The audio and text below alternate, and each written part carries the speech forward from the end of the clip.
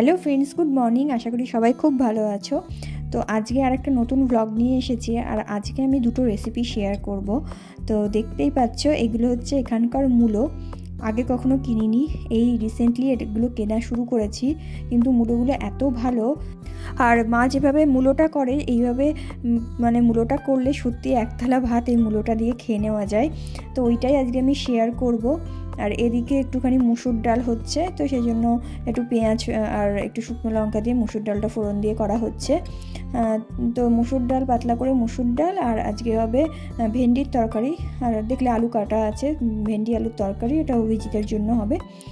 আর গোল গোল করে আমি এগুলো কেটে রেখেছি এখানে। এগুলো হচ্ছে এখানকার যেই কুমড়োগুলো হয়, তো এই কুমড়োগুলোরই বীজ ফেলে কি সুন্দর গাছ বেরিয়েছে। কুমড়োগুলো কাটতে খুব শক্ত, কিন্তু খেতে খুবই একদম এত মিষ্টি, খুবই ভালো খেতে আর কি। আর এখানে দু জায়গায় দেখতে পাচ্ছ দুটো ময়দা নিয়েছি, কারণ এদিকের কম ময়দাটা, এটা হচ্ছে আশীর্বাদ আটা। আর বাদিকে যেটা দেখছো সেটা হচ্ছে আগের একটা আটা আনা ছিল, তো ওইটা আর কি শেষ করার জন্য ওটা আমরা খাই। আর এদিকে আশীর্বাদটা অভিজিতে যেহেতু রুটি শক্ত হয়ে যায় অফিসে দিলে, সেই জন্য ওকে আশীর্বাদটা ওটা রুটি করে দিই। তো চলো রেসিপিটা দেখে নেওয়া যাক। আর এখানে সর্ষের তেলে প্রথমে বড়িগুলো ভেজে নেওয়া হচ্ছে। আর এগুলো ইন্ডিয়া থেকে আনা বড়ি ছিল, আর এই বড়িগুলো একদম ভাজা বড়ি, শুধু ভেজে ডালের সাথে খেতে খুব ভালো লাগে, কিন্তু আমার আর ভাজাও হয় না, খাওয়াও হয় না। তো সেই বড়িগুলোই শেষ করার জন্য নেওয়া হয়েছে। তো এগুলো একটুখানি গুঁড়ো করে নিচ্ছি। গুঁড়ো গুঁড়ো করে নিলে একটু সুবিধা হয়, গুঁড়ো গুঁড়ো মানে একদম গুঁড়ো গুঁড়ো না। তো যাই হোক, তেলের মধ্যে 5 ফোড়ন আর শুকনো লঙ্কা দিয়ে দিয়েছে। আর এই মূলোটা তো রান্না করার পর একদম একটুখানি হয়ে যায়। তো যাই হোক, এই যে মূলোটা যখন ঘষেছিল তখন প্রচুর জল বেরিয়েছে, তো অনেকটা জলই চিপে নিয়েছে। তবুও রান্না করার সময় না অনেকটাই জল বেরোয়, কিন্তু মূলোগুলো সত্যিই খুব ভালো। এগুলো দিয়ে পালং শাক যখন রান্না করা হয় তখন পালং শাকের মধ্যেও দিয়ে দেখেছি খুব সুন্দর গলে যায়।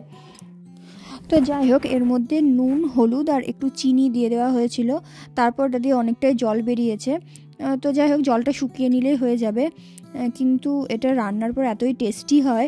আর হ্যাঁ, এর মধ্যে বড়িটাও ছড়িয়ে দেওয়া হয়েছে, যেটা আর কি গুঁড়ো করে নেওয়া হয়েছিল। আর আমার মনে হয় রান্না শেষ হওয়ার পরে যদি বড়িটা ছড়িয়ে দেওয়া হয় সেটাও ভালো লাগবে, মানে ক্রিস্পি ব্যাপারটা থাকবে।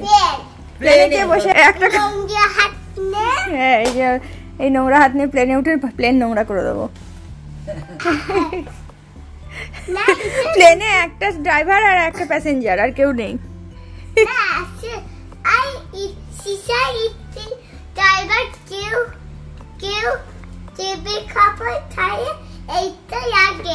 আচ্ছা ঠিক আছে। তুমি তুমি তুমি কেউ কি না। এদিকে মূলোটা প্রায় হয়ে এসেছে, আর এর মধ্যে একটা কাঁচা লঙ্কা চিড়ে দিয়েছিল। আর ওদিকে বিনি প্লেন তৈরি করেছে, সেখানে প্যাসেঞ্জার কাউকে পাচ্ছে না, আমাদের নিয়ে নিয়ে বসাচ্ছে। আর এদিকে ভাতটাও প্রায় হয়ে এসেছে। আর এই কদিন আমরা লং গ্রেন রাইসটাই খাচ্ছি, কারণ ইন্ডিয়াতে ওরকম ধরনের ভাতই ওরা খেয়ে অভ্যস্ত, আর এখানে পেয়েছিও। আর দামটা একটু কম আছে। আসলে যেই রাইসটা খাই লিডিলের, সেটা আর কি পাচ্ছিলাম না, তো তখন আমরা এলডি থেকে ওটা এনেছিলাম। ওদের খেয়ে ভালো লেগেছে, একটুখানি মোটা চালটা, তো ওইটাই এখন খাচ্ছি। আর এখন যেটা করা হবে সেটা হচ্ছে কুমড়োর তরকারি। তো দেখতেই পেলে তেলের মধ্যে শুকনো লঙ্কা আর কালো জিরে ফোড়ন দিয়েছে। আর এই আলুগুলো তো আগেই কাটা ছিল।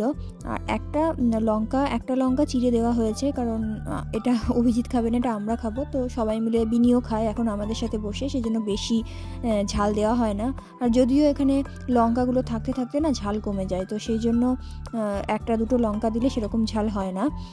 তো নুন, হলুদ আর একটুখানি ধনে গুঁড়ো এই দিয়ে আর কি নর্মাল। কিন্তু এই কুমড়ো আলুর তরকারিটা না ভাত দিয়ে, বিশেষ করে আমার রুটি দিয়ে খেতে খুব ভালো লাগে।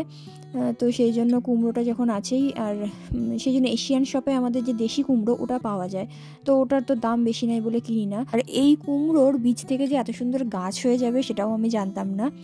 তো যাই হোক, এত সুন্দর গাছ হয়েছে, কিন্তু গাছগুলো এখন কি করে বড় হবে সেটাই চিন্তা। বড় করতে হবে, ঘরের মধ্যে হয়তো কোনো রকম দড়ি টড়ি বা কোনো একটা কাঠ বা গাছের ডাল সোজা করে দেওয়া হবে, তো কিছু একটা করতে হবে।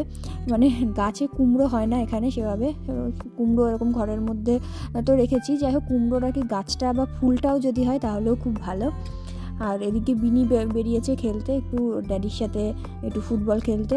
ফুটবল তো খেলে কম, আর ওদিকে দেখো উল্টে পাল্টে পড়ে বেশি, ফুল তুলছে আমাকে দেবে বলে। আর এই কথা বলতে বলতে গল্প করতে করতে এদিকে প্রায় কুমড়োটা হয়েই এসছে, কিন্তু জলটা একটু বেশি দেওয়া হয়ে গেছে, সেজন্য জলটা একটু শুকাতে টাইম লাগছে। তো জলটা শুকিয়ে গেলেই নামিয়ে দেবো।